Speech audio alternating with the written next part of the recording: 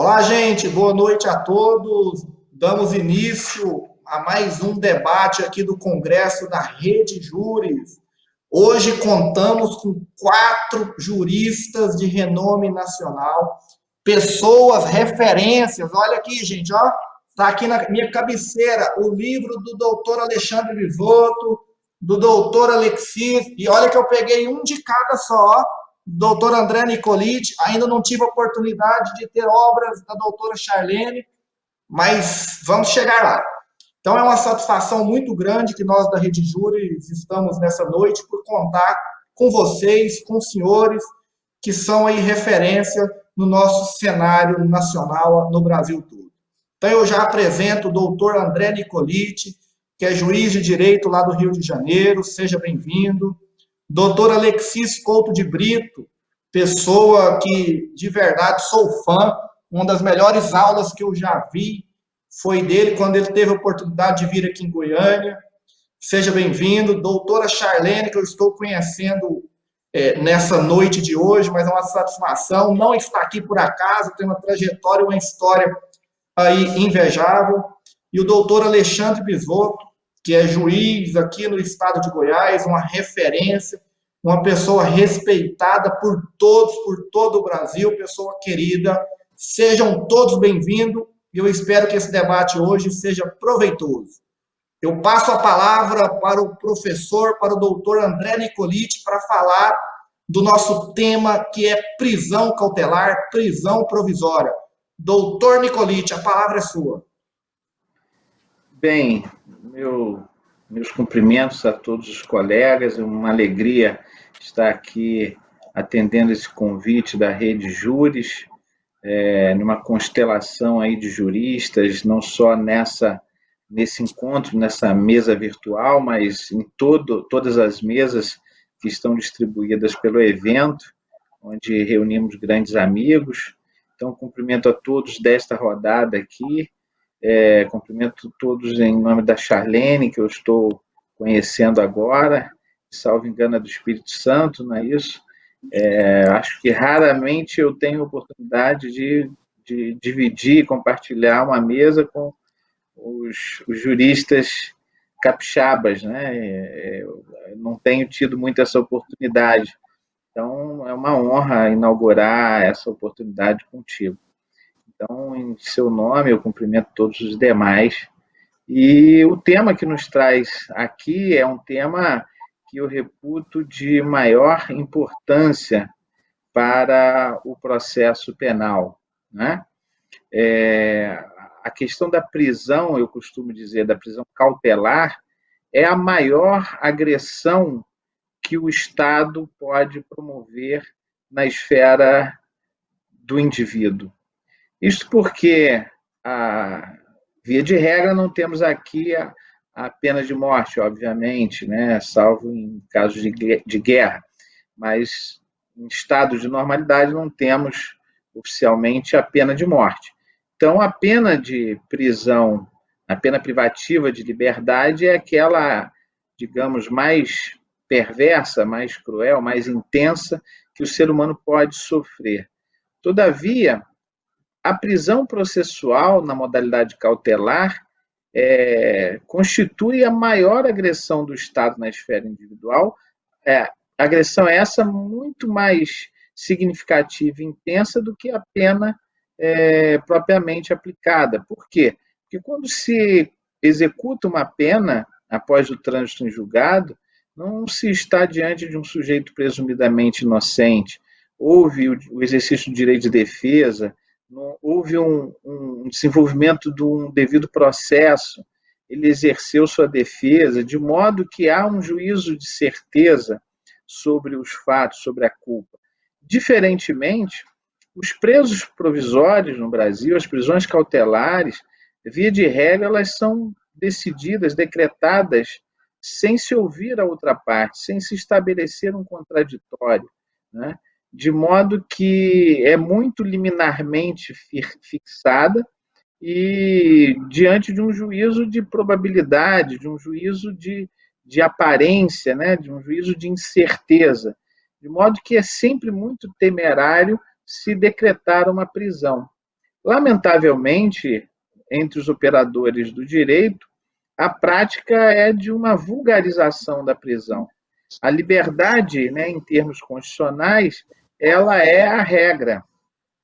Todavia, no mundo do dever ser sendo a regra, ela deveria condicionar o mundo do ser, né, a realidade social, sendo a regra a liberdade. No entanto, nós temos, na prática cotidiana, a conversão da liberdade em verdadeira exceção no processo, pois temos aí cerca de 40% de presos no sistema carcerário do Brasil, com quase 800 mil presos, praticamente metade desses, ou seja, quase 400 mil presos, são provisórios, ou seja, não tem uma sentença condenatória. Isso é algo extremamente grave, principalmente quando se considera as condições de prisão no Brasil, absolutamente precárias, com um sistema superlotado. E há que se destacar que a superlotação do sistema penitenciário se dá significativamente em função do excesso de prisão provisória. Hoje nós temos, né, segundo os dados do CNJ, uma quantidade de vagas que está basicamente com a capacidade de atender a metade dos presos, né? E praticamente a outra metade que sobrecarrega isso são os presos provisórios. Sem contar aqueles mandados de prisão não cumpridos, né, que gerariam ainda, ou seja, potencialmente nós temos mais, considerando os mandados de prisão não cumpridos, potencialmente nós temos mais de 1 milhão de presos, né? E um déficit de vagas de quase 728 mil vagas que faltam no sistema, considerando as prisões a serem cumpridas ainda, né? De modo que o custo para se superar esse déficit é uma fortuna, e uma fortuna para se jogar no ralo, porque o índice de reincidência é de 60%, né? O nível o tipo de preso não justifica esse investimento, porque crimes graves e violentos que ensejam prisão, né, que superlotam, digamos, o cárcere, na casa de 30% a 35%, porque 70% dos presos, das prisões, são de tráfico de pequena quantidade de entorpecentes, sem armas, sem gravidade, crimes sem violências, como furto, estelionato, de modo que é urgente repensar, né, a leveza com a qual o judiciário decreta a prisão, a leveza com a qual o judiciário mantém as prisões, porque eu costumo dizer que essa responsabilidade é toda nossa, porque nós temos a chave da cadeia, ou seja, nós temos a primeira e a última palavra sobre o tema prisão. Não importa se o Ministério Público pede mal, se a polícia investiga mal, nós, juízes, somos os responsáveis por decretar e manter as prisões. Então, temos que ter muita responsabilidade e consciência crítica sobre isso. Belas palavras. Começamos com o juiz, continuamos com o juiz. Doutor Alexandre Bisotto, a palavra é sua. Obrigado, Danilo. Agradeço o convite, Danilo. Estendo-se ao Geibson também. Nesse momento, força para a família do Geibson, né? Agradeço a Rede Júris. É uma honra estar aqui com os colegas debatedores. O Nicolite, eu lembro que eu fui apresentado a ele há 15 anos, 20 anos atrás, pelo Geraldo, lá no IBC Clean, ele não vai nem lembrar disso. Mas, assim, desde lá de sempre, ele estava lançando um livro de juizado, se não me engano, na época. Eu o acompanho e admiro de longe. Doutor Alexi, bacana conhecer o senhor. Que bom conhecer uma pessoa bacana. Fico muito, muito feliz com isso. Ainda não o conhecia pessoalmente. A doutora Charlene também não a conhecia. Pessoa chegou chegando. Ó, bom conhecê-la. Tomara que a gente estabeleça novos contatos por aí na vida fora, né? Bem, o contato é prisão cautelar. O doutor Nicolite já falou um bocado de coisa bacana por aí. Eu adoro falar bacana, né? Vou inovar um pouco. Bem, eu estava pensando, a hora que eu entrei, estava conversando com os colegas, antes de começar a transmissão, e é interessante, nós estamos falando de prisão cautelar, e é necessário, e é pertinente, mas, assim, enquanto isso, nós estamos com milhares e milhares de mortes há 2, 3, 4 meses, né? E é interessante que muda para não mudar nada, como diz a literatura clássica, né? Lampedusa. Como é que a gente ainda está preocupado, e a realidade nossa é essa, em que vamos decretar ou não a prisão cautelar de uma trouxinha de droga, de crime sem violência, como diz o Nicolite, e as pessoas, cada dia mais, elas ficam sedadas por essas coisinhas. Como é que a gente ainda hoje, em 2020, decreta uma prisão porque alguém vende algo que o outro gosta de curtir o barato? Então, nós estamos muito atrasados, e pertinente a prisão cautelar. Estão morrendo gente e nós não estamos mudando, o paradigma não muda, nós estamos repetindo os mesmos erros de sempre. No mesmo sentido, prisão cautelar, se é a questão mudando do paradigma, embora ainda tenha pouco tempo, mas a questão do acordo de não persecução penal. As pessoas não estão se atentando, é claro, os grandes, como os debatedores aqui, já se atentaram, que a partir do 28A, não dá mais para decretar prisão cautelar em quase nada. Aí, o que hoje os juristas punitivistas têm feito? Vou tirar os punitivistas, os juristas, porque jurista não punitivista é algo assim que a gente pinça, né? Tem sido feito interpretações, não, porque hoje em dia não pode aplicar o acordo de não persecução, porque não é suficiente adequado. Engraçado que quando é para não aplicar o suficiente adequado lá na aplicação da pena, tem que aplicar a pena. Agora, para o acordo penal, não. O que eu quero dizer com isso é o seguinte: está sempre se interpretando para poder ampliar o sistema penal, o sistema carcerário. E por que disso? Não dá para não falar que nós estamos em um direito processual penal e os demais, porque o resto é perfumaria, o que importa é processo penal, o resto é perfumaria, como diz um professor meu, né? Puxando brada para o meu lado, que nós estamos numa sociedade racista, numa sociedade sexista, e isso está cada dia mais claro no cotidiano da gente. Eu vi uma palestra de um amigo meu esses dias atrás, falando, até negando que não tem racismo. Não, o racismo é horroroso, nós somos protagonistas desse racismo, que a prisão cautelar é uma das protagonistas dessa seletividade, por essa cultura punitiva que nós temos. E aí o Nicolite fala do tal da responsabilidade dos juízes. Sim, a mentalidade é dos nós burocratas. A banalidade do mal, lá do Eichmann, né? Nós fazemos a coisa sem pensar o que nós estamos fazendo. Mas que nós queremos ver o bandido dentro de cada um. Isso aí aniquila a tal da alteridade e faz expandir o ódio naquele caso concreto, o ódio na antecipação, a função de antecipação da pena, que hoje é proibido expressamente, sempre foi na teoria, mas expressamente no Código de Processo Penal, mas que ainda é o que o Baciro fala do não dito, né? Aquela opa, eu não vou soltar esse indivíduo porque ele é perigoso, eu não posso falar isso na prisão. Os menos despudorosos até falam, né? Mas é isso que permeia, esse ódio que nós estamos ajudando a perpetuar, ampliar a prisão cautelar, como diz o Nicolite, a vulgarização desses burocratas, juízes e promotores que agem com medo, e isso eu estou falando de mim próprio, tá? Estou falando do meu local de fala, eu não estou fora, eu não sou o purinho da vez, não. Infelizmente, nós fazemos parte de um sistema que não pode falar que é genocida, porque alguns ficam bravos, né? Mas nós temos um sistema genocida, genocídio ao negro, genocídio ao pobre, como diz o Vacan. E como lidar com essa prisão cautelar? Por mais que nós tenhamos a técnica, nós tenhamos bandeiras libertárias, a gente tem que lidar com essa realidade. E a realidade nos dói, por quê? Porque nos falta alteridade. Vou passar a palavra para os colegas para não falar demais, porque esse tema a gente pode falar muitas coisas. Adorei ouvir o Nicolite, porque a gente sempre aprende com ele. Obrigado. Alexis, a palavra da defesa. A palavra da defesa. Bom, boa noite a todas e todos.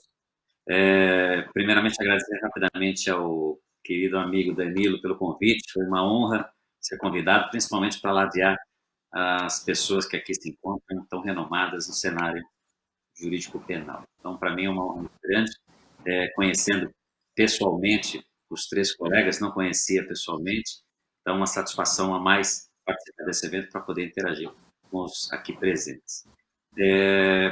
O tema é sempre um tema muito recorrente, né? Toda vez que se fala de prisão, e principalmente de prisão processual, há uma discussão sobre se realmente nós precisamos dessa prisão processual do jeito que ela é aplicada, né?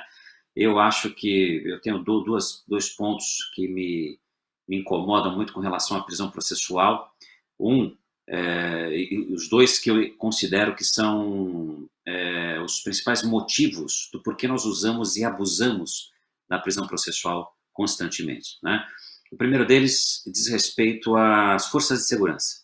Eu acho que grande parte dos pedidos de decretação e das consequências de decretação vem pela falta de preparo das forças de segurança, né? Preparo em inteligência, preparo em vigilância, porque se nós tivéssemos forças de segurança melhor preparadas, nós não teríamos tanto medo da fuga do réu, por exemplo, né? Um dos motivos de aplicação da prisão processual, todos sabem, é a garantia da aplicação da lei penal. Então, se nós temos um monitoramento eletrônico que seja eficiente, ou um sistema de inteligência policial, de vigilância policial, que possa acompanhar os passos do sujeito, nós não precisaríamos encarcerá-lo.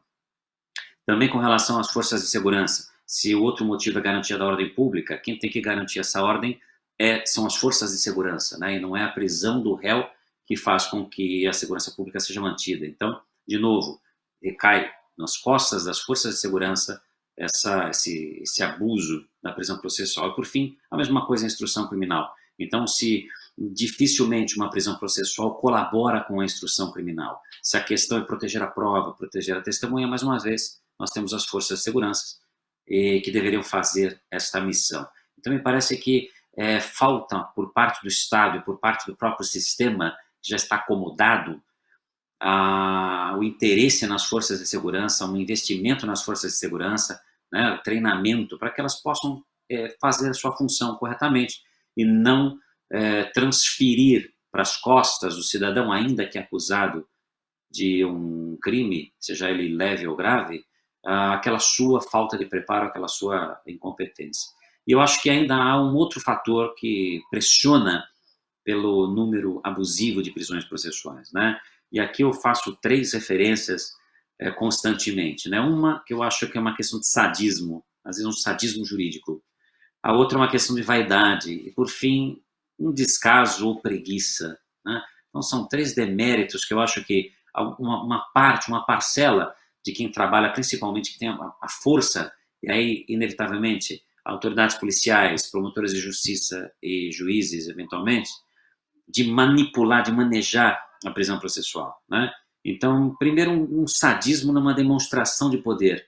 Muitas vezes ela é decretada simplesmente para se demonstrar que se tem poder de restringir, de se surpreender o réu em sua casa ou no seu ambiente de trabalho, de castigá-lo por ser simplesmente o suspeito de um crime. A questão da vaidade, por conta da projeção midiática, que hoje é muito constante, muito recorrente também. Então, uma projeção midiática que reverte em autopromoção, ou seja, interesses específicos dos agentes, né, dos atores do sistema processual e não do sistema em si, que tem que atender ao interesse público, né? E, por fim, às vezes um descaso, uma certa preguiça daqueles que devem se interessar pelo processo e pelos motivos da decretação, né? Então, muitas vezes, os fundamentos são muito parcos, são mal colocados, demonstram uma falta de interesse pelo processo.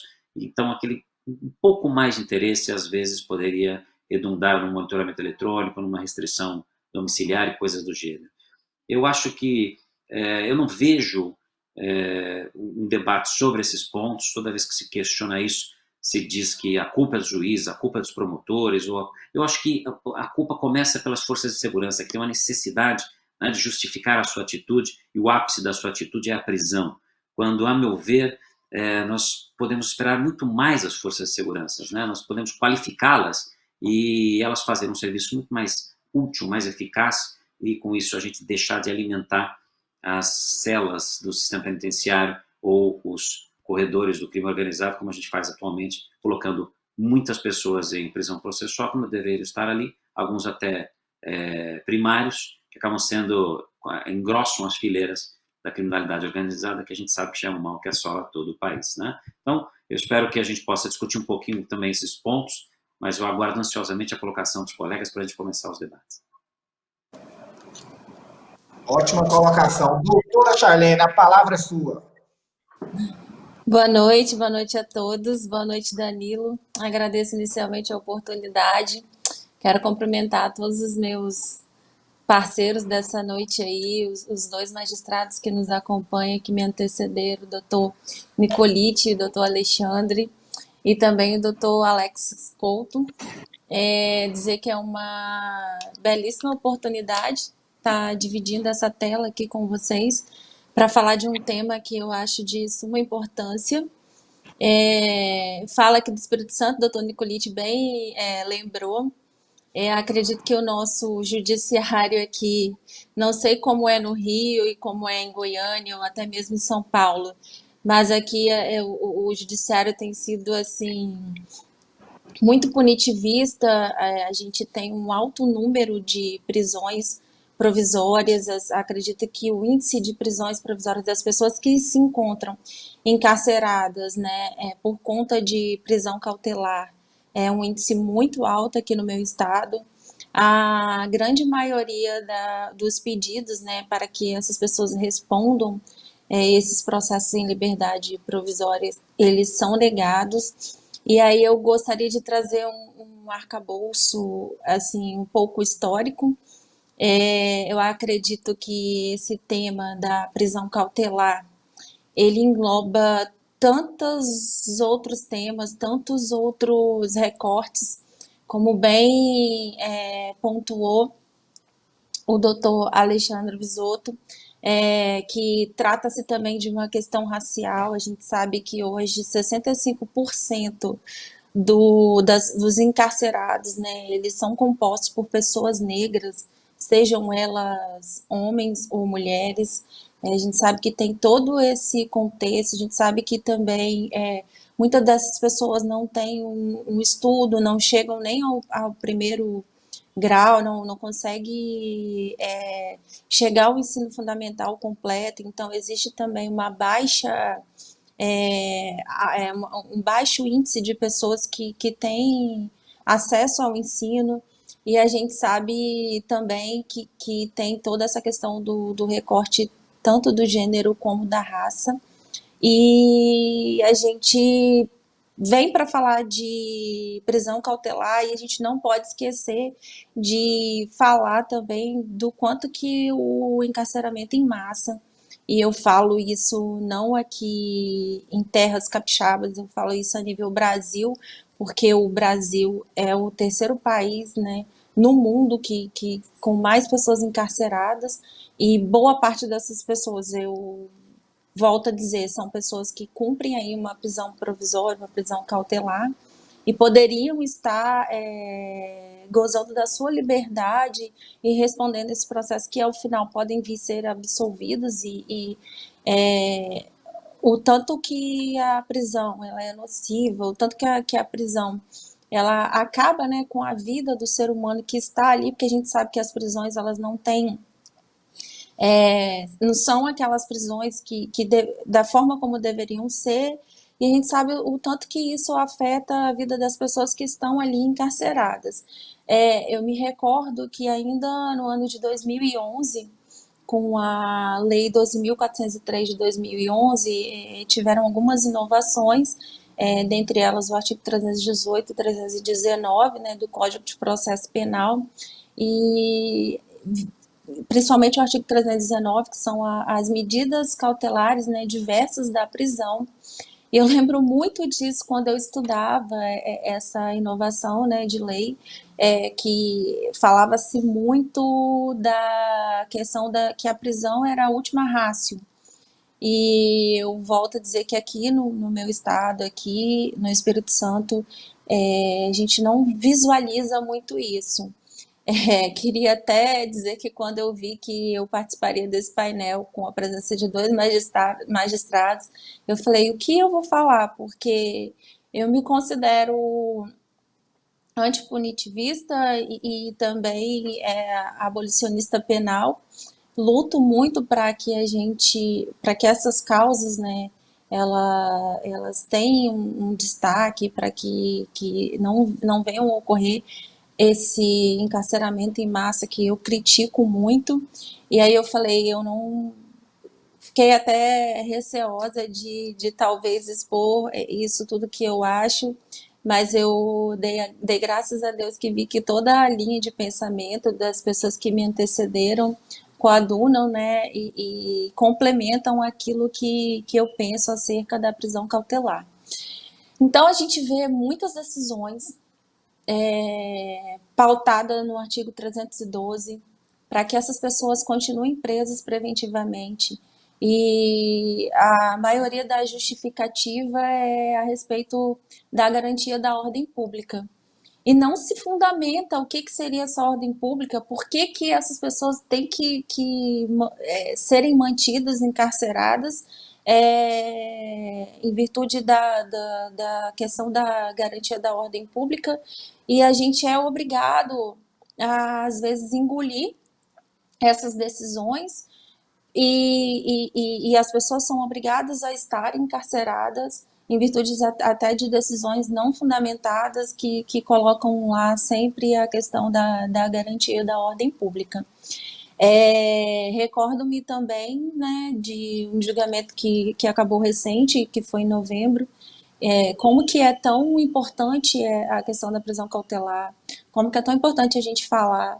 Eu me sinto lisonjeada de estar aqui nesse painel, de falar desse tema que é muito importante a gente trazer e deixar sempre em voga esse tema,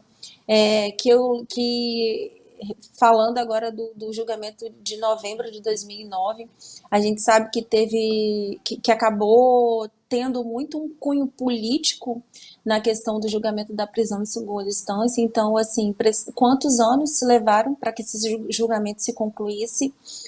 A gente sabe quantas ADCs foram, né, ajuizadas para que levássemos à Suprema Corte para que ela decidisse o entendimento acerca da prisão, se seria após julgamento de segunda instância ou não.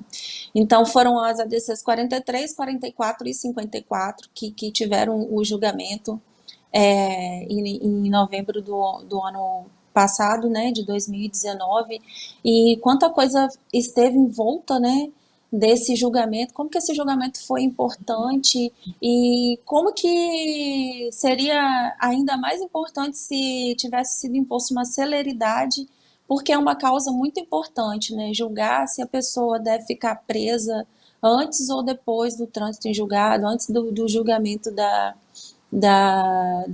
do processo, né, em segunda instância. Então, eu me recordo que também em 2011, com a inovação do artigo 319, tiveram aquela questão da prisão domiciliar, das pessoas acima de 70 anos e das mulheres, e depois de tanta coisa, de tantos julgamentos, a gente teve o julgamento das mulheres em 2018 pelo STF também, com repercussão geral, e a gente vê que nenhuma dessas inovações, nenhuma dessas questões, né, de lei, elas vêm sendo observadas, elas vêm sendo seguidas. Então, eu agradeço por estar aqui fazendo parte desse painel e acredito que vai ser um debate bem importante. Ótimas palavras, doutora Charlene. E aí eu já Obrigada. jogo duas questões, aí é com vocês. Temos aqui 3 doutrinadores que têm livros de processo penal que são referência aí no Brasil. E eu pergunto, o que vem a ser ordem pública? Pergunto para vocês, meus professores, como prender em ordem pública? Definam ordem pública, por gentileza. Coloquei uma bola bem pesada na mão de vocês, hein? Bem, Eu sustento há muitos anos, né? Desde a primeira edição do meu livro, eu acho que a Charlene não devia ser nem nascida nisso, né? Porque é nova, diferente do Bisotto, que é contemporâneo do Código de Hammurabi. Mas desde 2009, eu sustento que a prisão com fundamento na ordem pública, ela é inconstitucional. Ela é inconstitucional porque ela não tem natureza cautelar, porque a prisão, como ordem pública, ela cumpre uma função da pena e não uma função de proteção do processo, como no risco de fuga, como o risco à instrução, né? E olha que me sinto conservador diante disso, porque, por exemplo, o professor Tourinho, que integrou o quadro do Ministério Público há muitos anos e que é talvez o doutrinador vivo mais antigo, né, de processo penal, e, no entanto, ele sustenta que nem mesmo a prisão, pena, melhor, para assegurar a pena, a aplicação da pena, seria constitucional. E ele só vê a possibilidade de uma prisão cautelar para assegurar a instrução criminal. Veja, no entanto, a maior parte das prisões pelo Brasil são decretadas ao fundamento da garantia da ordem pública. Essa ideia de garantia da ordem pública tem as suas raízes no nazismo e no fascismo, então a gente não precisa falar muito sobre isso. Há algumas tentativas doutrinárias, salvo engano, tem um texto até do professor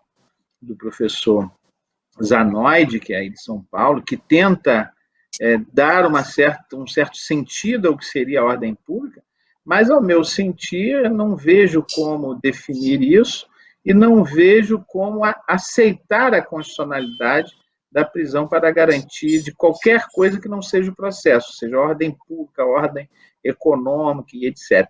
Aí as pessoas começam aquilo, por exemplo, a ordem pública seria uma satisfação à população, a ordem pública seria o resgate da credibilidade da justiça, seria uma forma de aplacar o medo, o clamor e etc. Tudo isso não tem nada a ver com o processo.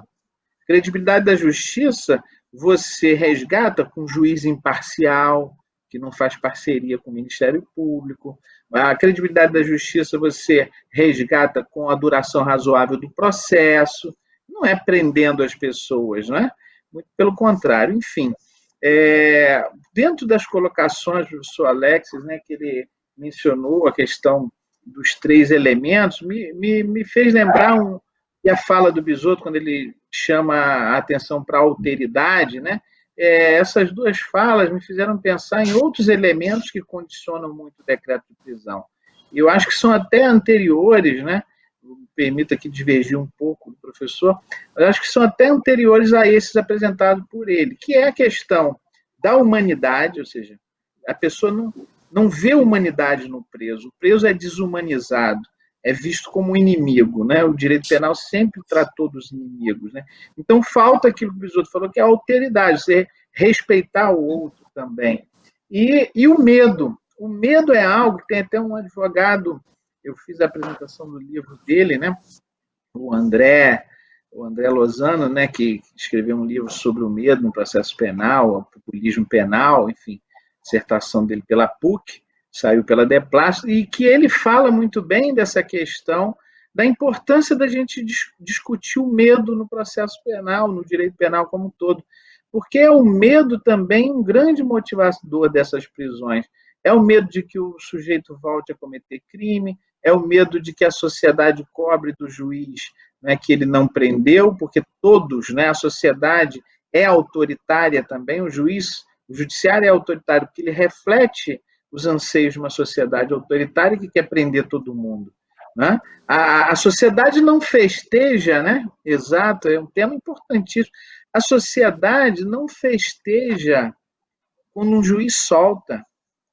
O juiz, muitas das vezes, quando solta, é altamente criticado. Os ministros do Supremo, quando soltam, ele é muito criticado. É preciso realmente ter muita coragem, muita ciência da sua função como poder contra-majoritário para soltar, porque é mais que o próprio judiciário, é mais que o próprio Ministério Público cobrando, é toda a sociedade, é toda a mídia pressionando, né? Principalmente quando esse sujeito que é solto, né, é um sujeito que não tem, que não é visto como humano, né? Que não recai sobre um olhar de alteridade. É um sujeito que seria uma vida nua na perspectiva de Agamben, ou seja, e quem são esses sujeitos do processo penal? Via de regra sempre foram os negros, desde o Código Criminal do Império, né? Desde o Código Criminal do Império, que numa origem iluminista do direito brasileiro, né, um despotismo esclarecido, que fundou uma Constituição de 1824 liberal, mas que convivia com a escravidão e punia com açoites negros. E no Código de 1890, já no início da República, não é, você tinha um código que era extremamente o gestor, né, punitivo dos negros, né? Como aqueles negros libertos, né, seriam geridos? Qual a política pública de gestão daqueles que saíram da senzala e não tinha para onde ir, já que a política econômica da época foi de importar trabalho assalariado branco, ou seja, os negros não saíram da senzala e foram trabalhar assalariadamente. Eles foram rejeitados, eles eram indesejados e tinham que gerir isso. Como gerir esses indesejáveis? Criminalizando a vadiagem, a capoeira, né? Através da ideia de perturbação da ordem, né? Se prendia muito, e muitas dessas prisões por desordem eram de cultos afro-brasileiros, de modo que a gestão dos negros pelo sistema penal não é uma coisa inventada agora, é algo que começou lá desde dos engenhos de açúcar. Então, obviamente, esse sempre foi o cliente. Só que se descobriu mais recentemente, obviamente, né, que nem sempre só os negros são inimigos. E hoje se criminaliza também a política, né? Então, o debate político hoje não está mais no campo da oposição, das ideias, debate democrático, mas se judicializou as disputas políticas. E aí hoje você vê o uso do sistema penal para criminalizar a política, é o que a gente chama de lawfare, né? E aí você vê, né, uma briga judicial em função, né, e uma crítica à justiça em função de foro privilegiado, como se fosse algo absurdo. Aí, no outro dia, o mesmo que criticava o foro privilegiado quer se valer do foro privilegiado. Isso tudo reflete um cenário que é de guerra, falta coerência, falta respeito às normas. E aí nós vemos uma situação complexa que deve ser pensada. Então, ordem pública, né, para tentar responder a sua pergunta, é algo que a gente não precisa explicar o que é. Eu prefiro dizer que simplesmente eu não preciso explicar, porque isso é inconstitucional. Eu não posso decretar uma prisão com base na garantia da ordem pública ou garantia da ordem econômica. Você falou muito, o senhor falou muito do medo. O Alexandre Pizotto tem uma bela obra sobre o medo. É isso, Pizotto? Passou, essa a tese de doutorado, né? Doutora Charlene, posso falar, Guilherme? Ela deu um gancho muito bacana, muito bom para a gente, quando ela falou da garantia da ordem pública. Nós vivemos hoje uma espécie de cumplicidade hipócrita em relação à garantia da ordem pública.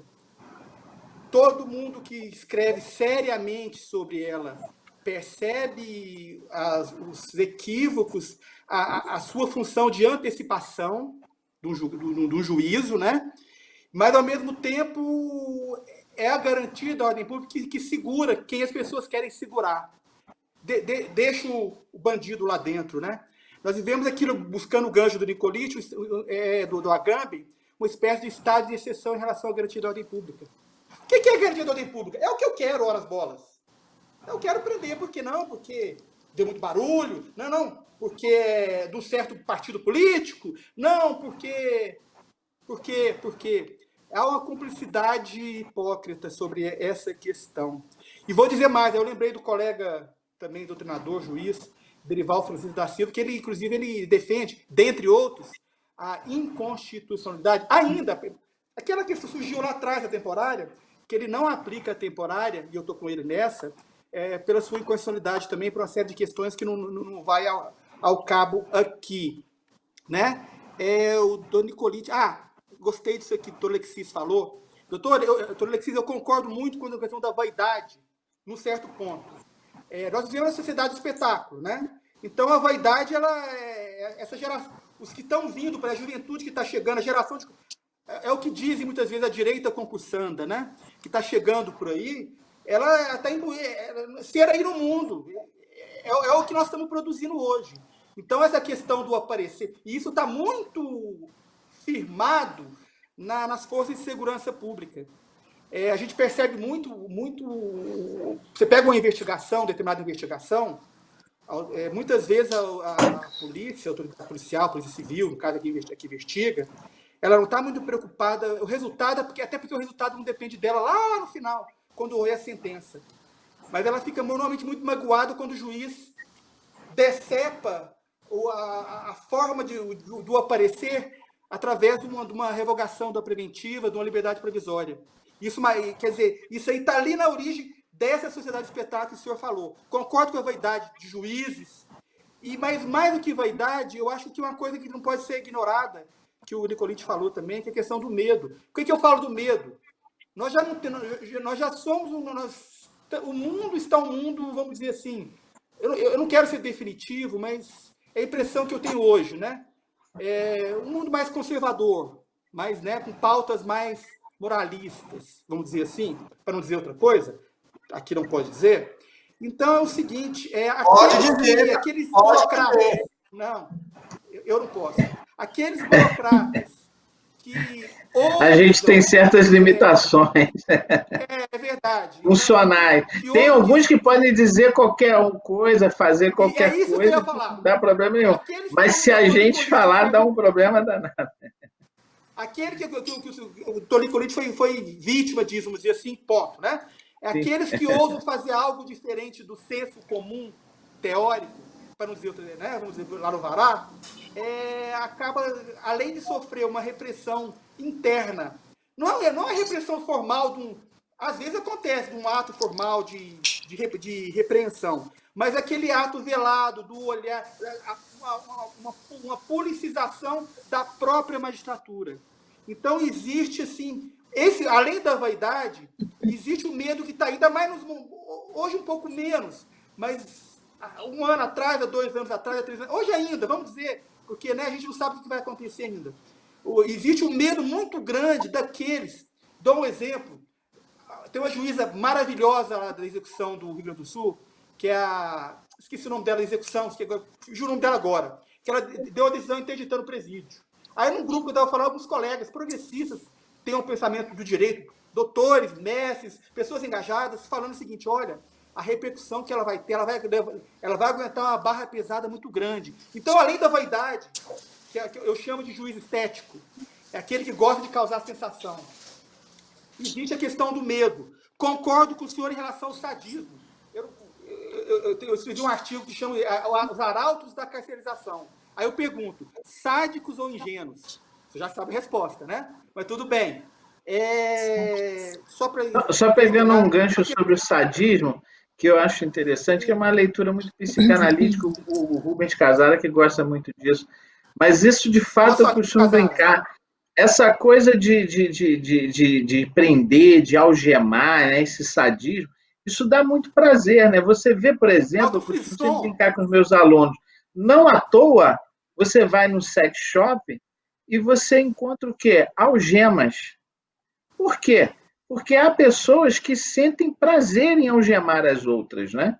E esse prazer do campo privado, muitas das vezes, ele é levado para o campo público, né? E no sentido de que compelir as pessoas ao sofrimento causa um prazer, né? De modo que o sadismo é um aspecto muito interessante. Tem gente que gosta disso, tem juiz que tem uma satisfação. Uma vez alguém me falou assim, esse é o Nicolite, juiz que não gosta de prender ninguém. Eu falei, sim, de fato. Isso não quer dizer que eu não prenda. né? Eu prendo quando eu É acho que tem que necessário fazer prender. Eu isso. sou um juiz que não prendo todo mundo, mas eu prendo. Agora, eu não gosto. E eu acho isso absolutamente normal. O Muito que eu triste. acho doentio é quando um juiz gosta de prender as pessoas. Não quer dizer que ele não deva prender, mas ele fazer isso com gosto, eu acho que é algo doentio, É né? o Eu que acho que é o, algo que precisa é ser o que o estudado. Hamilton Bueno de Carvalho fala. Nós, os juízes, vocês, os juízes, nós, os juízes, deveriam ser penalizados, porque a sexualidade dá um nó aí na gente, em todos nós. Porque a gente fala muito que o juiz é muito... Que juiz sacana, que promotor punitivista. Experimenta, todos devem ter vivenciado isso já.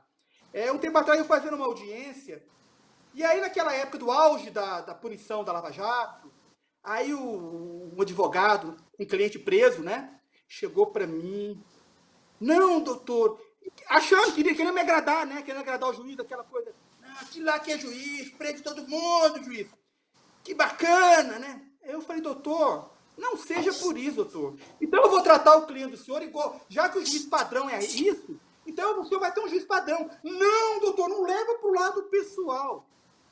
Então, assim, nós temos nós que saímos da faculdade do direito, nós estamos todos muito mal formados e muito mal resolvidos. Essa é a questão. Então, só para terminar essa questão da anotação, eu só não acho que é preguiça, doutor Alexis. Eu acho que mesmo aquele magistrado mais punitivista, cara, ele tem uma preguiça de estudar? Ele tem, sim. Mas a preguiça dele ela é inclinada para um lado só.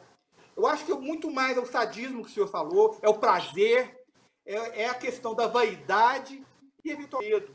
Agora, claro que tem gente preguiçosa em todo lugar, né? Se é que eu entendi assim. Mas, assim, Mas isso, por aí. os punitivistas Concordo com o senhor. trabalham muito, lamentavelmente, né? E É difícil você achar um punitivista palmas que para não ele. produz muito, é incrível isso, é até ruim, né? Até porque ele tem prazer, ele quer ter prazer, nós falamos isso aí? Bom, pela votação, então, eu acredito que o sadismo e a vaidade ganharam da preguiça, é isso? Há muito mais sádicos e vaidosos do que preguiçosos, é isso? Só coisa Dos linda. pecados capitais, né?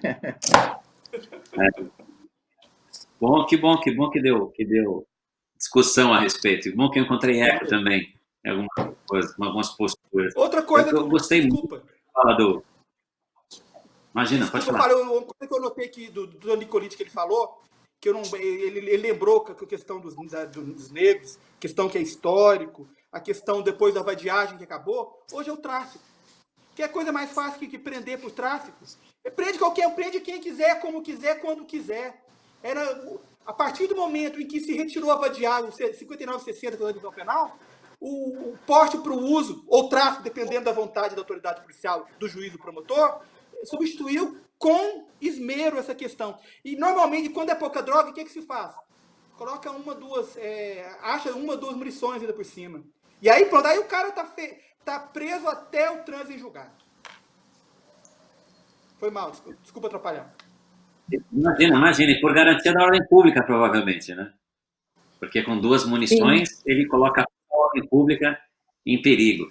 E a fala do André foi ótima, foi precisa, foi no ponto, né? A gente não pode deixar de considerar que a prisão processual também é muitas vezes usada para asepsia, né? Isso a gente sabe que em primeiro lugar vem o negro e em segundo lugar, se der tempo, vem o pobre também, né? Se for negro e pobre, é o cliente do sistema. Então, é uma prática de asepsia também, né?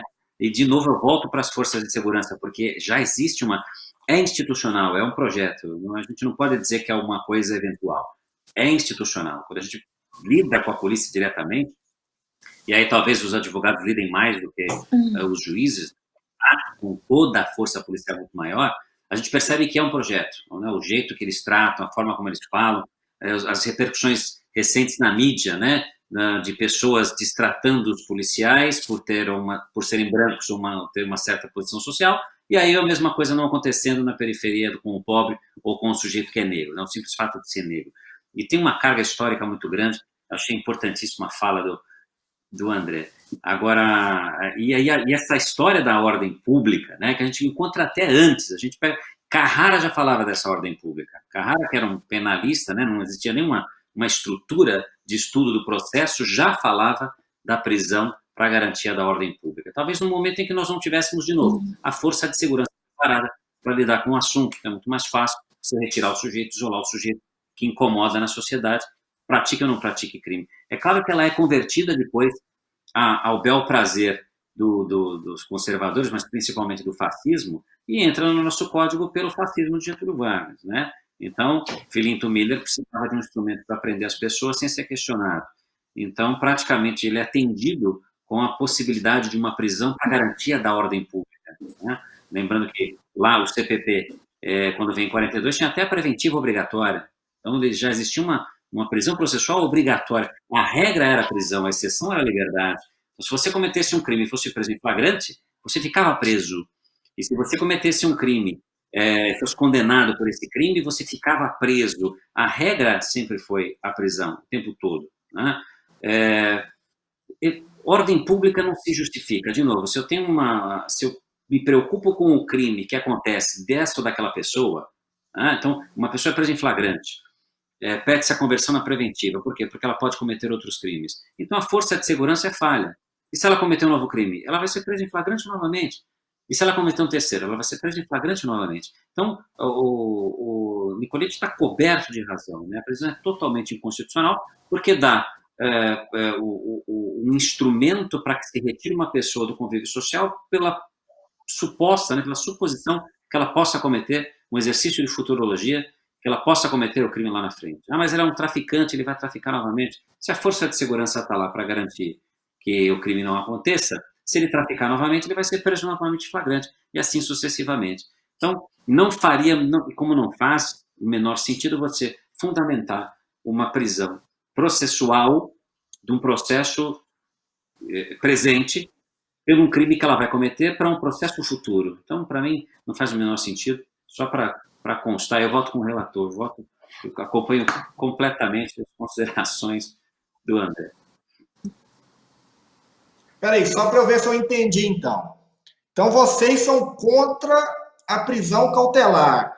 A Charlene vai além. É contra, parece, qualquer tipo de prisão. Doutora Charlene, então o que vamos fazer com aquela pessoa que eventualmente viola a lei? Só um reparo, né? No nosso caso, pelo que eu entendi, a gente é contra a prisão Garantia da ordem cautelar para a garantia da ordem pública. Sim. Correto. E a Charlene se posicionou, em dado momento da fala, como abolicionista, né? E aí, doutora Charlene, o que vamos fazer com as pessoas que a sociedade vê como perigosas? Bom, eu quero só fazer um adendo na questão da garantia da ordem pública, dizer que eu acompanho todos os pensamentos anteriores, e lembrar como que absurdamente a garantia da ordem pública ela está sendo colocada num pedestal, está sendo colocada acima, né, do princípio, inclusive, da presunção de inocência. E aí eu concordo com tudo que foi dito a respeito dessa questão da ordem pública. E quando eu me coloco como abolicionista penal, eu acredito que no sentido de que as pessoas que devem estar presas são aquelas que efetivamente são consideradas culpadas. E daí eu sou muito... tenho muito entendimento da questão do julgamento, né? Coloca-se preso após um julgamento que seja um pouco mais concreto, porque hoje as pessoas estão sendo postas presas, estão sendo encarceradas, sem um julgamento de mérito, sem um entendimento concreto daquilo que efetivamente ocorreu. Eu vou trazer um simples exemplo de um caso que eu acompanhei, que iniciou-se em 2012, com a morte, né, de um indivíduo. O meu cliente ficou preso de 2012 a 2017, numa prisão cautelar, né, numa prisão preventiva. Ao final, no julgamento, né, pelo tribunal do júri, ele foi absolvido do homicídio, condenado por tráfico por conta de 4 buchas de maconha e condenado por associação, porque eram 5 réus no processo. Todos os 5 réus foram absolvidos do homicídio e todos os 5 réus foram condenados no tráfico e na associação. A sentença do meu cliente foi de 5 anos e 8 meses. E aí ele já estava preso há 5 anos, quando foi julgado, né, pelo tribunal do júri. Imagine que ele já tinha... E aí a gente, né, como advogado, a gente tem aquela ânsia. Eu falei, não, vamos recorrer, e tem que recorrer. E ele falou, não, doutora, não precisa recorrer não, porque eu já paguei a minha pena, eu fiquei 5 anos preso.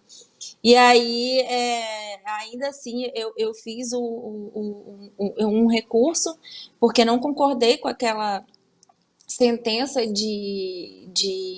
com aquela condenação de tráfico e associação ao tráfico, com uma situação de 4 buchas de maconha encontradas no local, nas adjacências ali de onde ocorreu o crime.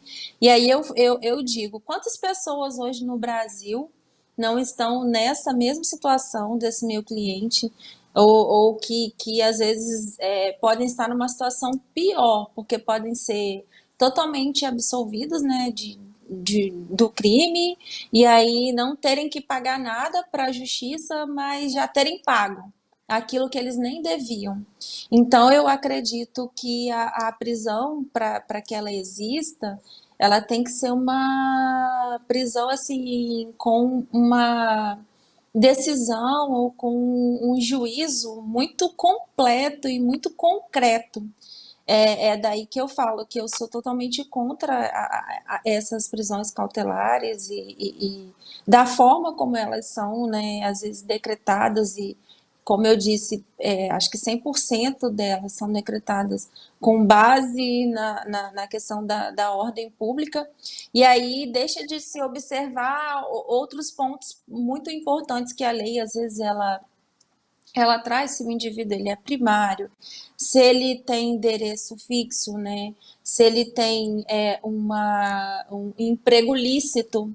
Quantas pessoas hoje não estão encarceradas e têm a sua carteira assinada e exigem e estão trabalhando, né, labutam licitamente e estão encarceradas, e essa parte que a lei ela fala que a lei, que a jurisprudência, ela entende que essa pessoa poderia estar em liberdade, e essa parte não vem sendo observada.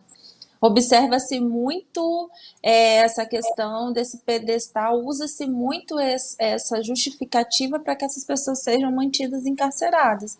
É como o Alexis e o próprio Bisotto disse, uma pessoa com 2 munições, ela pode aí, acho que, explodir o mundo, e por isso ela deve ficar presa. É um exemplo. E quantas pessoas, às vezes, são... eu não gosto muito de usar esse termo, mas, infelizmente, é o que acontece. Quantas pessoas não são forjadas?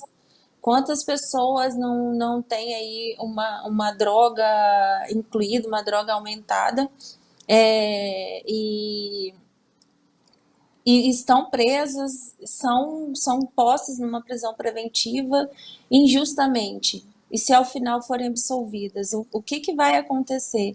O Estado ele não consegue indenizar, ele não consegue de forma alguma, não tem dinheiro que pague o que a pessoa sofre no cárcere. Eu acho que você pode indenizar a pessoa com 1 milhão de reais, e ainda assim ele vai ser entre aspas, um milionário, mas aquilo que ele viveu no cárcere, tudo aquilo que ele sofreu, e isso é uma coisa que ele vai levar para a sua vida toda, e que ele jamais vai ser ressarcido. Não há dinheiro no mundo, não há indenização, não há nada que possa efetivamente ressarcir a sua liberdade que você perdeu no cárcere. E quantas pessoas, às vezes, estão nessas situações que eu coloco, e volto a dizer, existe muito um recorte, né, de raça, a questão da seletividade penal, ela deve ser observada, ela deve também ser posta em voga, porque são assuntos que estão ali, lado a lado.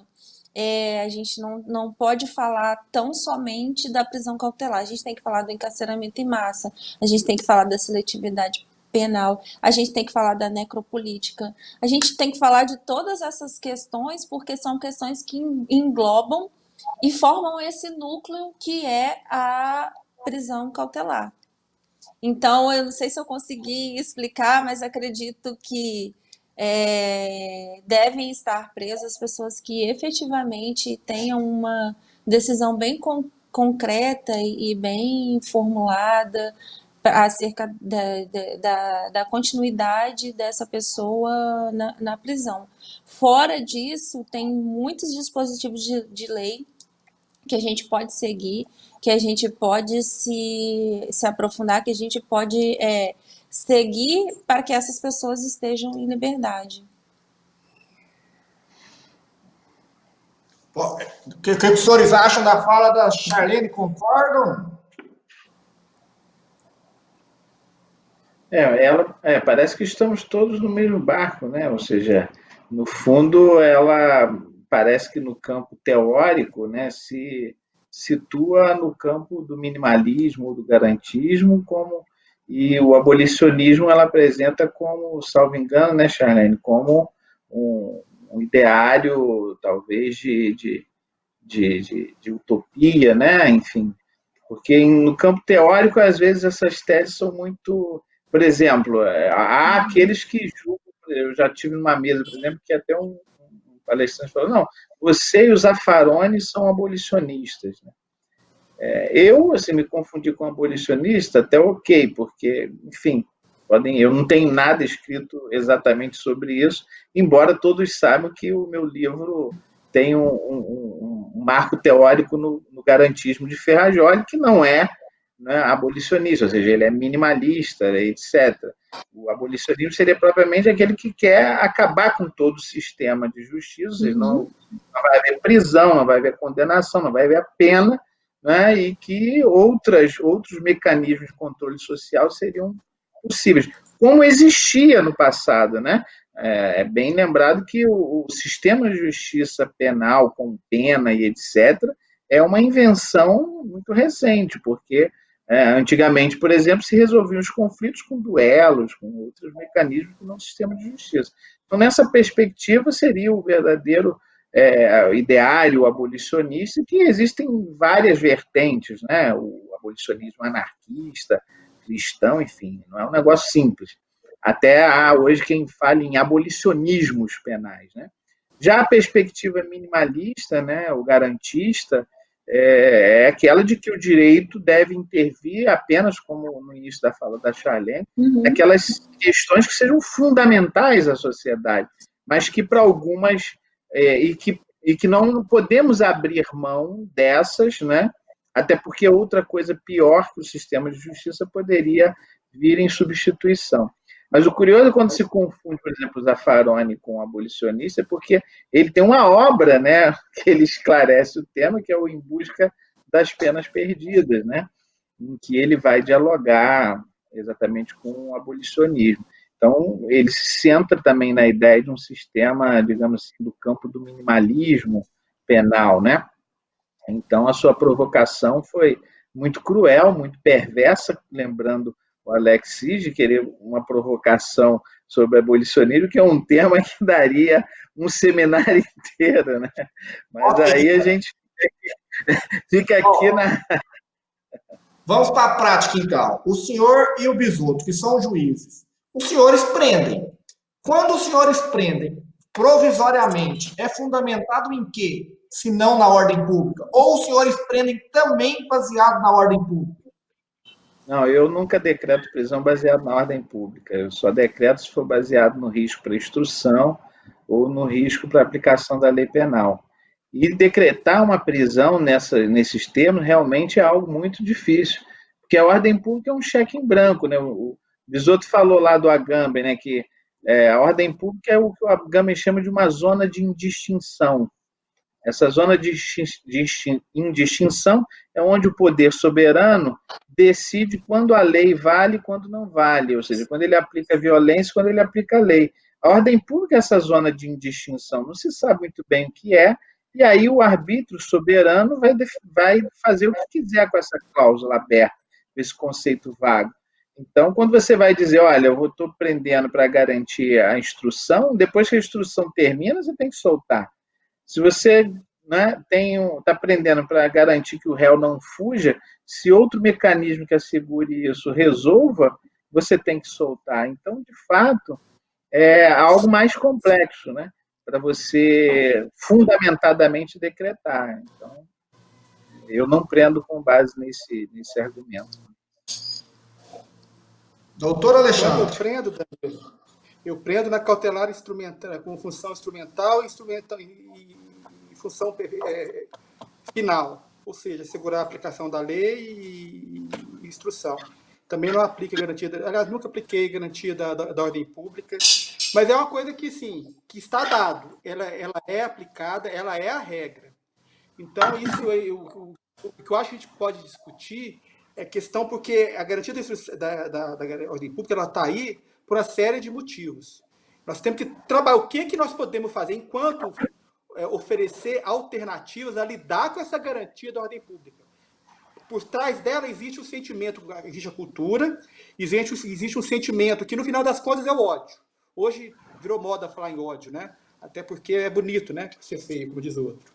Então, o que eu tenho falado muito hoje em dia é que a gente não lida com sentimentos e sentimentos destrutivos com a racionalidade. A gente precisa da racionalidade. Garantismo é uma racionalidade. Direito e razão, do Ferraioli, né? Eu acho que ele é necessário, ele é um instrumental. Mas toda vez que você confronta sentimentos com racionalidade, você coloca a racionalidade a perder. Porque é igual a questão do inquisitório e do acusatório. O acusatório ele é racional, o inquisitório está dentro da gente. É difícil você tirar o inquisitório daí, tirar da pauta. Então, o que eu tenho colocado muito é o seguinte: por que não trabalhar junto da existência da garantia da ordem pública e de outros instrumentos vingativos, vamos dizer assim, não confrontar com a racionalidade, mas acoplar outros sentimentos, outros princípios que têm um pezinho no sentimento também. O Grandinetti, por exemplo, advogado do Rio aposentado, ele fala que a dignidade da pessoa humana é o princípio racional mais ligado ao ser humano, mais próximo à humanidade. Aí eu lembro, por que não por cima ou do lado do sentimento de ódio, desse sentimento destrutivo, a gente começar a trabalhar na transdisciplinariedade com a questão da solidariedade, com a alteridade que eu falei no início, com a questão da solidariedade, com o respeito, o amor. Ah, mas você é católico, você é cristão, você é religioso. Não, eu não estou falando de religiosidade, até porque eu não sou uma pessoa, a princípio, muito religiosa, vamos dizer assim. Mas eu acho que nós não vamos sair desse buraco que nós estamos metidos, buraco profundo, se a gente não começar a lidar, conversar no mesmo campo de debate. Porque se a gente ficar insistindo só na questão racionalidade, o Nietzsche está aí para nos mostrar que a racionalidade já era. Não sei se eu me consegui fazer compreender. Nós temos que buscar outros elementos para lidar com essa, além de afirmar e confirmar e ratificar ou a não restrição ou a inconstitucionalidade da questão da prisão preventiva, nós lidar, além de ela aposta, vamos trabalhar vamos dialogar com outras. Eu pegando esse gancho. Isso aí, eu não sei, é uma ideia que eu sempre coloco. Pegando esse gancho, eu tenho trabalhado também, uma coisa que eu nem sou muito simpático, mas é discutir a prisão a partir de uma análise econômica do direito. Se você for pegar a prisão e discutir a análise econômica do direito, você vai ver que isso é inviável. né? Quando eu fui falando dos números na minha fala inicial, você tem um déficit de, eu tinha esses valores na cabeça, 728 mil vagas que precisam ser criadas. Isso custa mais ou menos, sei lá, 21 bilhões de reais, né? E para que esses 21 bilhões de reais? Para você tratar 70% de estelionatário, furtadores e pequenos traficantes, ao custo, e que vai gerar uma reincidência de 60%.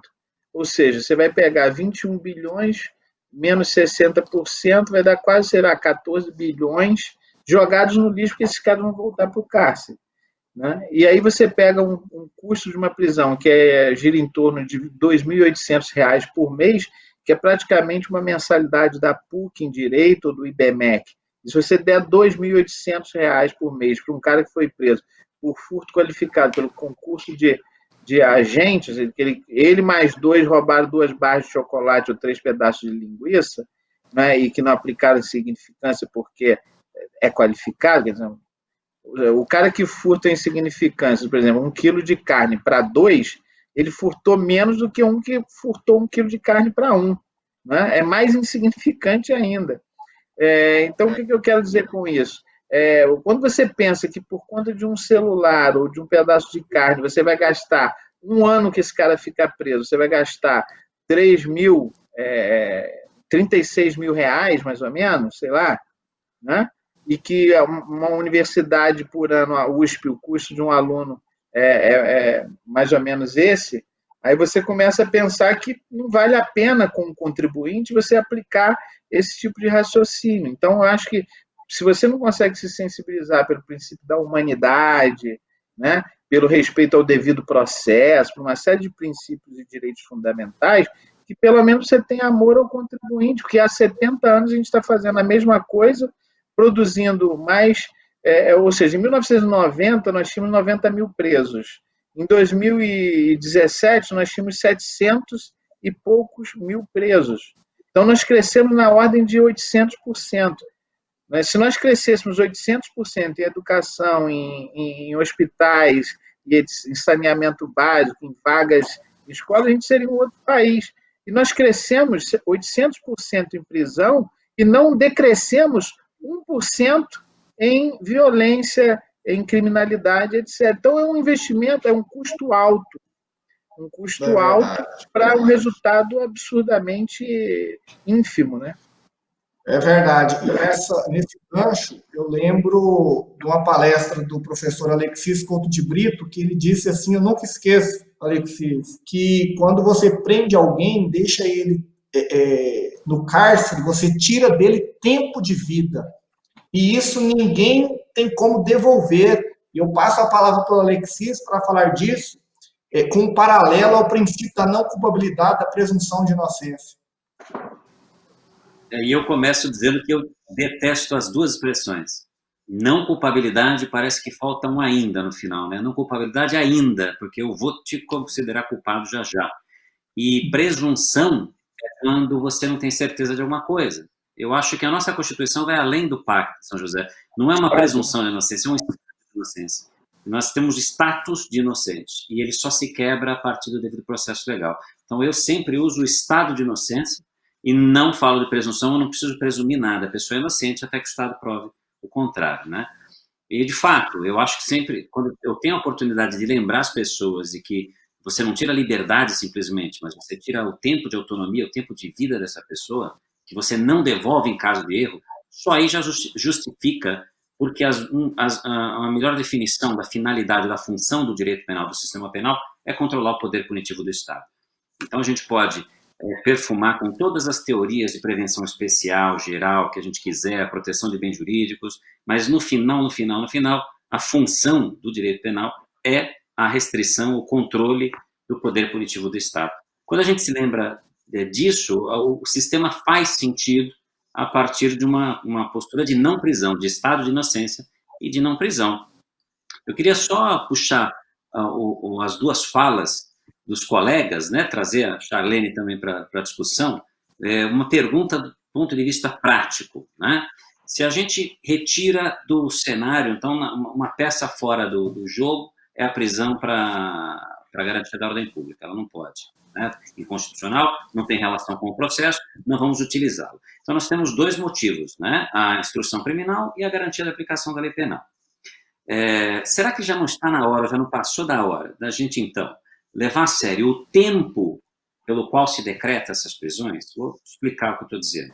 Se eu digo que eu prendo para garantir a instrução criminal, então eu tenho que fundamentar na minha decisão. Olha, eu vou decretar essa preventiva por 60 dias, você tem 60 dias para acabar a sua instrução criminal. Depois de 60 dias, você não vai continuar mais.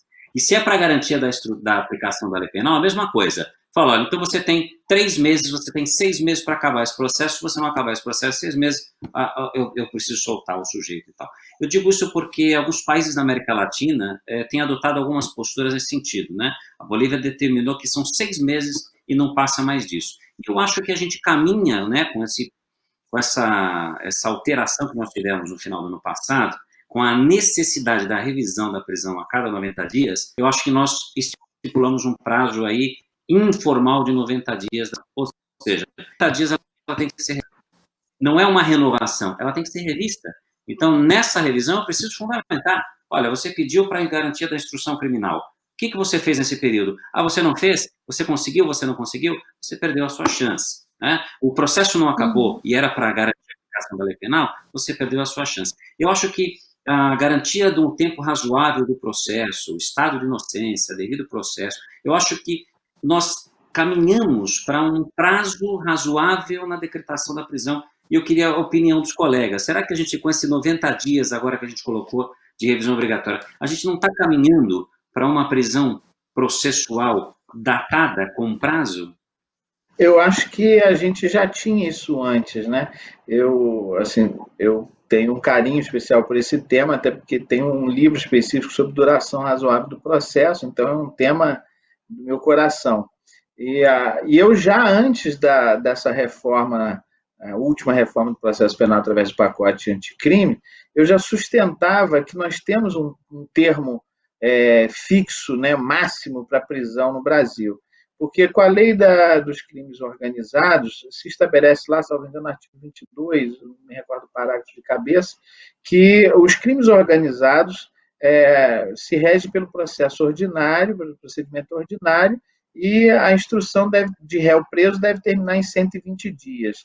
Então, ali se estabelece um marco temporal para o término da prisão de um réu por organização, por crimes no âmbito da organização criminosa. E lá diz ainda, podendo ser prorrogado por uma só vez, de modo excepcional e fundamentado, ou seja, por igual período, ou seja, podendo chegar a 240 dias. Então, o que diz a lei de organização criminosa? Primeiro, nós temos os crimes que se pressupõem como os mais complexos de se investigar e instruir e julgar, né? Porque geralmente são crimes subjetivos, né, de atividades complexas, e não à toa se adota o rito mais alargado, que é o ordinário. Então, se para esses crimes mais complexos você tem a regra de 120 dias e de modo muito excepcional você pode chegar a 240, isso significa que para todos os crimes de menor complexidade nós jamais podemos ultrapassar 120 dias. E quando se tiver muita complexidade fundamentada justificadamente, nós podemos chegar, quando muito, a 240 dias. Né? Então, essa era a regra que eu sempre sustentei aplicável como parâmetro para todo o ordenamento. Porque se você tem, num crime de organização criminosa, uma limitação temporal de 240 dias, no máximo, né? Sendo assim bem flexível, como é que você justifica um crime de um sujeito, né, acusado de tráfico, né, com 2 PMs para ouvir, que fica preso 11 meses, 12 meses? Quer dizer, isso não é possível. Não é um crime de roubo, que você tem que ouvir uma vítima, às vezes uma vítima só, 2 PMs, quando muito, né?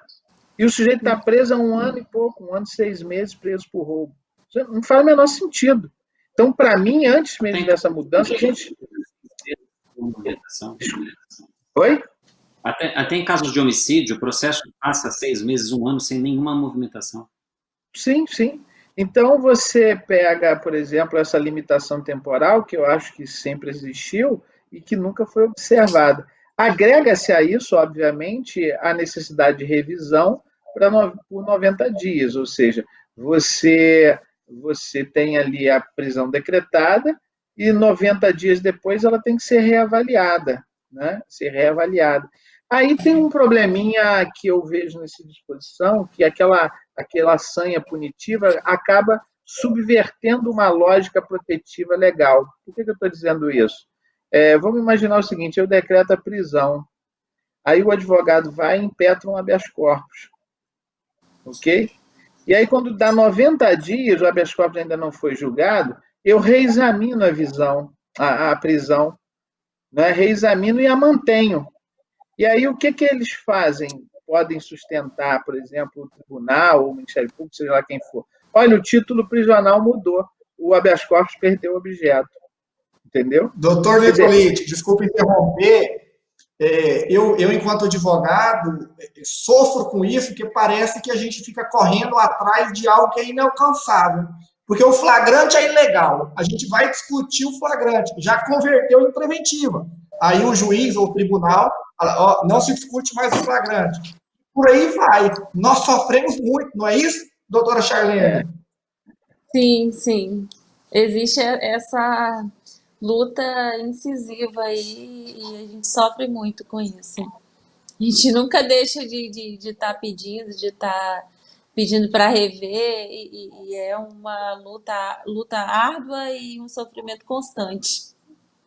E aí você vai ter que discutir algo que é muito sutil, né? Porque você vai ter que discutir, por exemplo, uma decisão substancialmente inovadora e uma decisão formalmente de manutenção da prisão. O que eu quero dizer com isso? Ora, só vai perder o objeto se no reexame tiver um fundamento novo.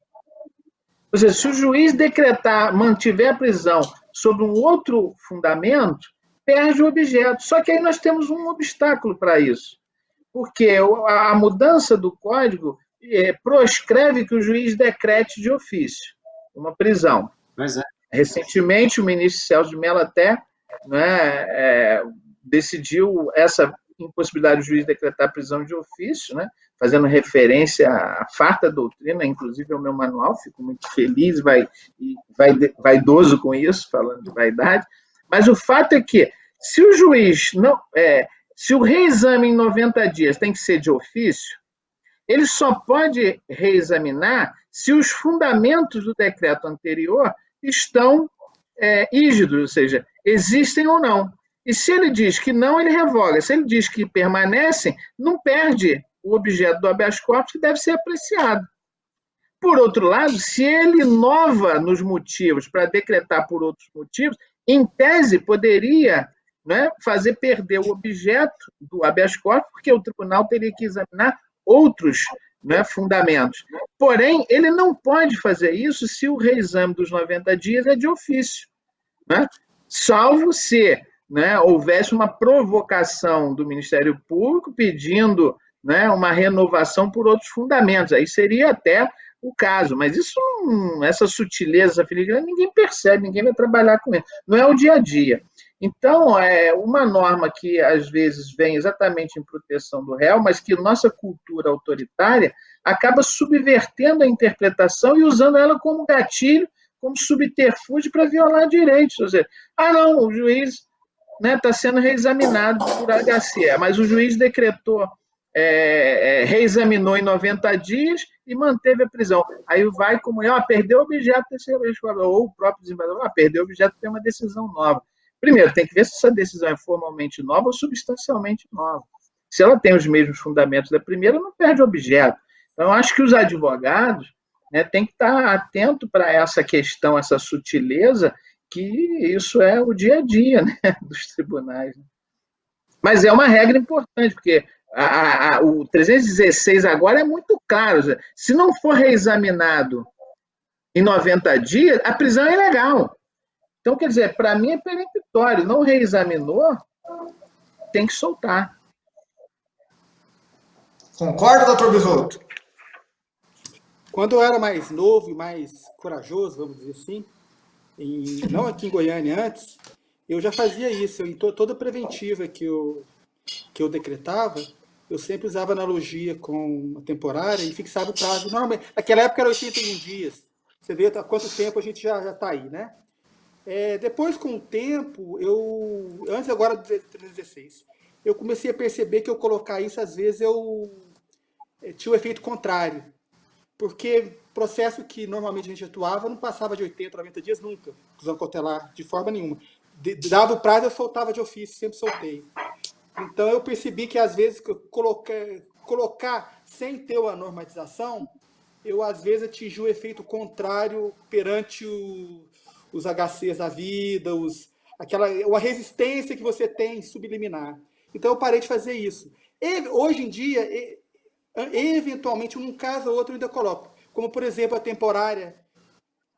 Embora eu não decrete a temporária, com documento da temporária somente, não, mas às vezes com um prazo menor, que a gente entende que é possível. Se pode ser 30 dias, eu posso fixar 15, né? Dando um exemplo só, mas a gente não decreta temporária.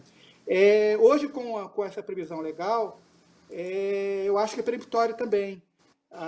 Deu 90 dias, você tem que fundamentar por que ainda você quer manter a pessoa presa, no final de contas é isso, né? Dando os fundamentos. E, embora parece que já tem decisão aí dos tribunais superiores falando que é facultade, já estão levando para o outro lado, né? Mera irregularidade. Mas eu acho muito plausível, e mais, eu acho que, como diz lá, tem um trabalho dois trabalhos muito bons sobre esse tema do tempo, que o doutor Alexis falou, que é do Rodrigo Moreto, lá do Rio Grande do Sul, e daquela Ana Missuti, né? Missuti, sobre o tempo também. E vocês que são alunos, principalmente, percebam o seguinte, que uma coisa é você ficar preso 2 anos, em 1980, você ficar preso 2 anos em 2020, o que você perde, você não recupera mais. Você perde todo o engajamento com o mundo contemporâneo. Então, o tempo ele tem que ser olhado de uma forma diferente, porque nós estamos no mundo do tempo, no mundo da velocidade, não é isso? O Moreto trabalha muito a questão da física quântica e lá vai. E mais, o excesso do prazo, ele deveria ser considerado, inclusive, questão da atenuante genérica. Não é isso? E, às vezes, a gente não considera isso, as pessoas não percebem isso. Mas eu concordo muito, assim, que eu acho que deveria caminhar para isso. Ainda mais agora com a normatização do 316, é isso? Eu sou péssimo em artigo. Mas os tribunais parece que já estão relativizando. Alexis, como é que estão aí os juízes de São Paulo em relação a essa questão aí da nova legislação do artigo 316? Não há uma unanimidade, né? Não há uma unanimidade. Então, existem aqueles que simplesmente falam, eu mantenho a prisão pelos seus próprios motivos, né? Aí é um pouco daquela parte da preguiça. E alguns outros que, de fato, fazem um fundamento, tentam fazer um fundamento. A quantidade de serviço aqui é descomunal, né? Então, nós temos aqui um sistema um pouco diferenciado, né? O próprio juiz da vara, né? Às vezes, que decreta essa preventiva. Então, nós temos o juiz da vara quando ele já tem um processo. Mas nós temos um departamento de inquéritos policiais, e quando essa preventiva é decretada no momento do inquérito, é um pool de pouco... Uma espécie de juiz de garantia, né? É uma espécie, não é um juiz de garantia, mas é uma espécie de juiz de garantia. Só que esse juiz de garantia aqui não é tão de garantia assim, a meu ver, porque o contato é muito próximo com a polícia e o Ministério Público, então é um contato muito próximo. É quase um juiz de instrução, né? Ele acaba sendo o juiz de instrução. Não são titulares, são nomeados pelo presidente do tribunal, então é muito direcionado e é uma atuação muito próxima do Ministério Público e da polícia, então acaba não tendo muita garantia, vamos dizer assim. Mas a ideia é boa, né? De qualquer forma. Então, a gente não vê as decisões com o carinho necessário da revisão de fato dos 90 dias, porque, como a lei é nova, é recente, essas decisões estão começando a sair agora, né?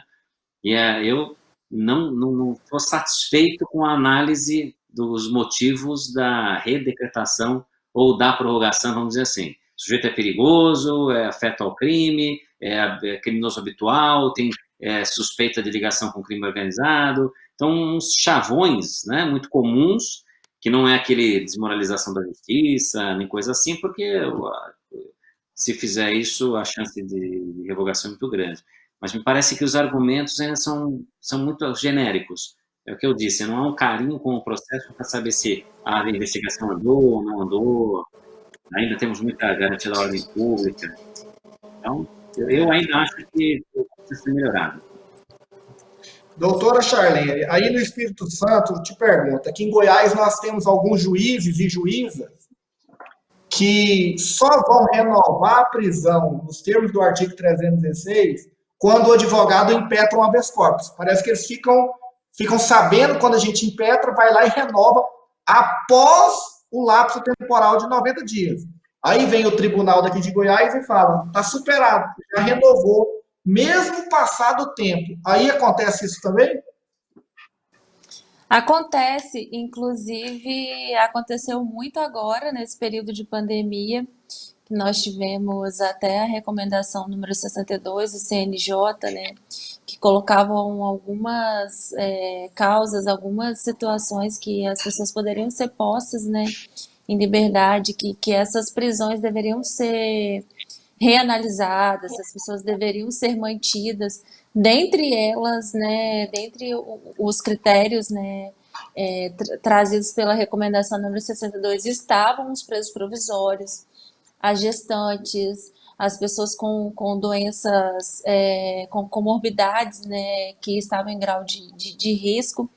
E nós tivemos aqui muitos casos, assim, estranhamente, de prisões reanalisadas, né, prisões analisadas com essa questão da recomendação número 62 e absurdamente o teor final da fundamentação foi que não havia nenhuma alteração que pudesse alterar aquele estado de prisão, que as pessoas deveriam ser mantidas presas, inclusive as pessoas que, em muitos casos a gente teve de pessoas que estavam inseridas, né, em todos aqueles requisitos trazidos pela recomendação número 62 do CNJ e estão mantidas na prisão.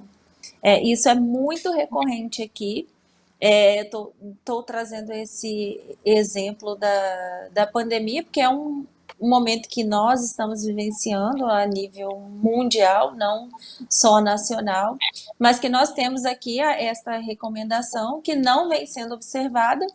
E também, respondendo a sua pergunta, ocorre muito quando a gente impetra um habeas corpus e aí o juiz já vai lá e renova e justifica ou fundamenta, e aí aquele habeas corpus ele perde seu objeto, ele deixa de ter a sua validade. Aqui no Espírito Santo, como eu disse desde a minha primeira fala, é um estado assim muito punitivista, é um estado que a gente vê aí um encarceramento em massa funcionando aí a todo vapor, 100%, e a gente não consegue facilmente reverter uma prisão cautelar, reverter aí uma prisão preventiva. Eu lembro quando De quem foi o cachorro aí que concordou? Eu achei boa a fala dele. Foi a Malu. É a Malu, né? Eu tô aqui rezando para eles não latirem. Não te lambei igual do. Teve um jurista, sei lá quem foi aí, que um dog alemão deu uma Foi, lambida. no julgamento. No julgamento. Parecia o meu cachorro Ferrajoli, né? Não sei se vocês sabem, eu tenho um dog alemão que chama-se Ferrajoli. Foi presente do professor Frank Silva Jardim. Interessante. Então, eu já passo a palavra para o senhor, doutor André Nicoliti, para fazer as considerações finais, porque já temos quase 2 horas aí de debate e o tempo já está extrapolando. A palavra é sua. Bem, eu agradeço o convite, né? Eu acho que a Charlene estava falando, aqui no Espírito Santo é assim, punitivista. Eu acho que esse punitivismo é uma coisa assim nacional, que não mundial, né? É uma tendência. E a humanidade está muito complicada. Eu acho que a gente acho que isso está meio até às vezes eu fico pensando que isso é até genético, né?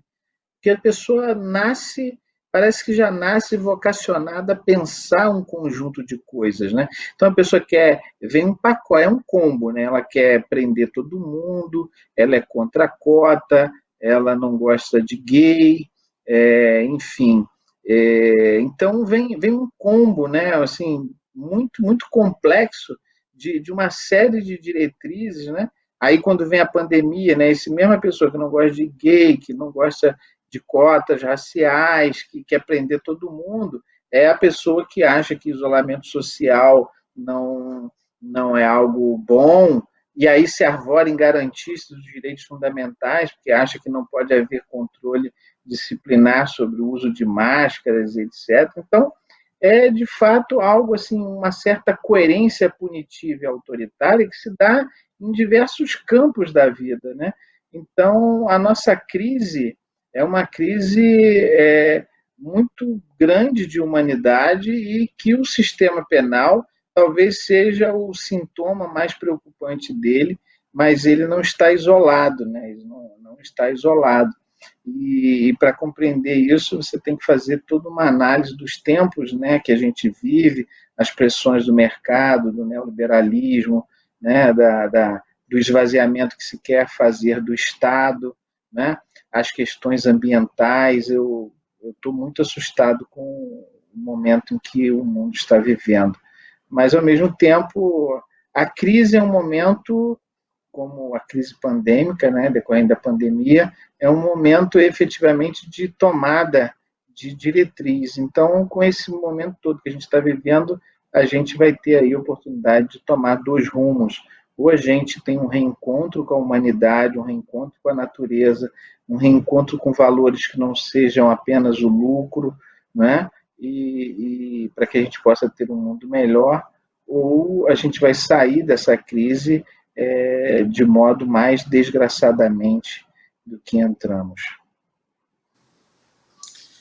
Se todos os juristas aplicassem a lei e a Constituição, como Vossa Excelência. Passo a palavra aí para as considerações finais do Alexandre Bisotto. Bem, obrigado pela oportunidade. Foi um prazer dividir a telinha com vocês, né? Eu aprendi muito com vocês todos, doutora Charlene, doutora Alexisa, doutor Nicolite, Danilo, tá? Foi um prazer muito grande. Tô com o Nicolite, não tenho assino embaixo tudo que ele falou agora nessa última fala, mas eu não tenho muito otimismo do que vem pela frente, não. Eu acho que nós estamos num Arapuca. Eu acho que não tenho notado essa mudança de paradigma. Era hora de, por exemplo, a gente valorizar o Estado, valorizar o SUS. No entanto, a gente tem visto o quê? Gente batendo em médico.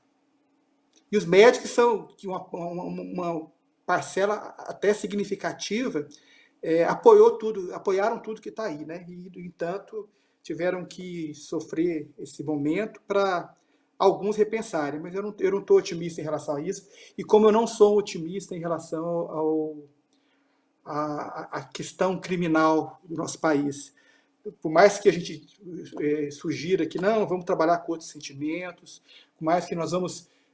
Eu lembrei agora que um assessor meu colocou, doutor, fala da antecipação, Lielton. Nós temos que bater, gente, cautelar não é antecipação, não pode ser, a lei é muito clara. Não tem, embora tudo isso, embora as garantias de direitos constitucionais estão impostas pela Constituição de 88, embora tenhamos um caminho racional bonito pela frente, mas o nosso humano, demasiadamente humano, está nos destruindo, nós estamos nos destruindo.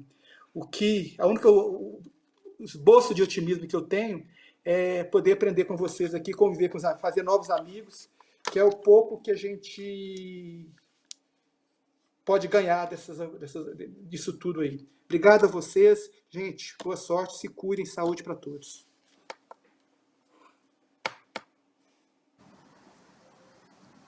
Alexis.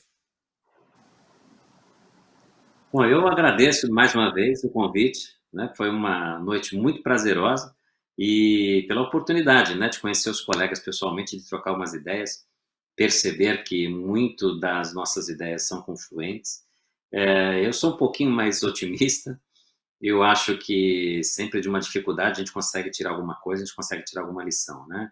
Também concordo que está um pouquinho na moda a ignorância, né? Ser ignorante está na moda, mas eu acho também que está mostrando, né? Tá revelando para muita gente uma face muito perversa dessa ignorância toda, né? Acho que alguns, né, que não conheciam essa face estão um pouco assustados com isso, né? Mas eu sou um pouquinho mais otimista, né? Eu acho que, ainda que nós tenhamos alguns ditados, né? Uma andorinha só não faça verão, a cachoeira também começa com uma pequena gota d'água. Então, eu acho que cada um pode fazer a sua parte, né? A gente teve uma alteração legislativa recente. Sempre que vem uma lei nova, assim, do porte que foi essa nova que nós tivemos, nós temos uma oportunidade de fazer uma reinterpretação do que nós já vimos fazendo. Então, eu acho que meu otimismo fica aí, né? Aproveitar esse abacaxi que nos foi entregue em dezembro, né? Um abacaxi confeitado, inclusive, e aí que a gente possa descascá-lo da melhor forma possível, não só com relação às novas situações que foram trazidas, os novos institutos que foram apresentados, mas também tentar reinterpretar alguns antigos que, a meu ver, foram um pouquinho mal interpretados, né? Eu acho que a prisão preventiva é uma delas, talvez um dos piores pontos dentro de um sistema processual penal, né? Aquele que mais injustiças comete. Então, acho que a gente tem uma bela oportunidade de fazer uma reinterpretação de todo o sistema com essa alteração que veio lá em dezembro, né? No mais, só desejar a todos um ótimo congresso, né? Que aproveitem todas as palestras, porque pelo nível dos convidados que foram trazidos, principalmente pela mão do professor Danilo, eu acho que vai ser uma empreitada muito proveitosa. Todos vão aproveitar bastante e aprender muito com os palestrantes. Doutora Charlene. Bom, quero agradecer mais uma vez por essa oportunidade de dividir essa tela aqui com vocês.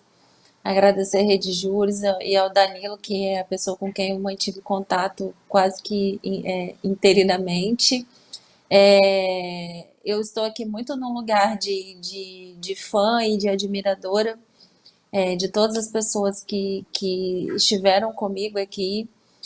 Fiquei muito feliz de ver que nossas ideias, né, que dentro do debate, as nossas ideias, elas se combinavam. E foi muito legal, muito bacana. O Bisotto, na sua primeira fala, ele disse que ele falava muito bacana e eu quase intervi dizendo que eu também falo demais bacana. Não sei se é uma palavra que a gente usa muito aqui no Espírito Santo. Eu acredito que esse tema, a gente está aí há quase 2 horas falando, e se pudéssemos falaríamos mais 2 horas, dada a importância do tema. Eu desejo um bom congresso para todos, né? E peço que a gente possa voltar a repetir e que a gente possa. Eu sei que estamos aproveitando esse confinamento social para gravarmos e para também disseminarmos, né, o nosso conhecimento. Eu estou aprendendo muito com todos vocês. Eu tenho um pouco de otimismo, acredito que a gente vai sair dessa pandemia e desse confinamento um pouco melhor, porque a gente está aprendendo muito com toda a falta que a gente tem, né, do convívio social, dos abraços, de ser humano e de tratar, né, com toda essa nossa humanidade. Digo por mim que, enquanto advogada criminalista, estou o tempo todo desse confinamento. Aqui no Espírito Santo nós estamos desde março com a quarentena, passamos assim boa parte dessa quarentena assim quase que um lockdown, não foi lockdown, mas estávamos quase que em lockdown, mas eu sempre estive no front. Sempre estive nas penitenciárias. A gente sabe que as visitas elas foram suspensas e a única forma desses familiares, né, terem uma notícia dessas pessoas que estão encarceradas é através dos advogados. Então a gente coloca a nossa vida em risco para que uma família venha ter uma notícia de uma pessoa que está encarcerada. A gente entende que esse cancelamento das visitas é uma medida de extrema, né, segurança, até para aqueles que estão encarcerados, porque a gente sabe que se numa contaminação em massa e essas pessoas infelizmente, vão ser as últimas que vão ter um lugar, uma vaga, um tratamento adequado e ideal, e a gente se coloca meio que como tem aquela frase, né, que o advogado criminalista ele está lá no último degrau da escada, sentado ao lado do réu. E foi assim que eu me mantive durante todo esse tempo de confinamento, e enquanto durar eu vou me manter. Tenho esperança que venhamos, né, sair um pouco melhor disso tudo. Lutamos arduamente durante toda a pandemia, durante todo esse confinamento, para que algumas prisões preventivas, né, decretadas viessem a ser revertidas em uma liberdade provisória, e digo que não tive nem sucesso em nenhum desses pedidos, em nenhuma dessas batalhas que tentei trilhar, mas acredito que é uma luta que vale muito a pena e que a gente não pode perder a esperança. Então, meu muito obrigada, um abraço forte em todos.